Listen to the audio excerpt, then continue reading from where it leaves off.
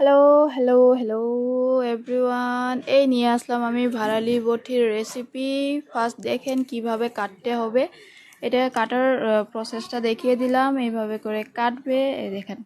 এবার কাটতে হবে ছোট ছোট করে, একদম চিকন চিকন করে কেটে। এই যে যেটা আমি আঙ্গুলটা হাতটা ঘোরাচ্ছি, এখানে এগুলো ভারালির আঁশগুলি বের করতে হবে। বের করে করে এটাকে এইভাবে ঘোরাতে ঘোরাতে ভারালির আঁশটা বের হয়ে যাবে। এই দেখেন বের করে দিলাম। তারপরে কিছু কিছু কিছু করে কেটে নেবেন আপনারা। তারপরে লবণ দিয়ে একটু মেখে রেখে দিবেন। লবণ দিয়ে মেখে রাখলে এটার জল যত আছে সব বের হয়ে যাবে। তারপর দেখেন তেল দেব, তেলটা একটু বেশি লাগবে এখানে, এই জন্য একটু বেশি করে তেল দিলাম। তারপর হলো ফোড়ন দিব, কালি জিরা, তারপর হলো শুকনো লঙ্কা ফোড়ন। এই দেখেন লবণ মাখা রাখাতে কতটুকু হয়ে গেছে ভাড়ালিটা। এইবার এটাকে দিয়ে দেবো। এই যে দিয়ে দিলাম আমি।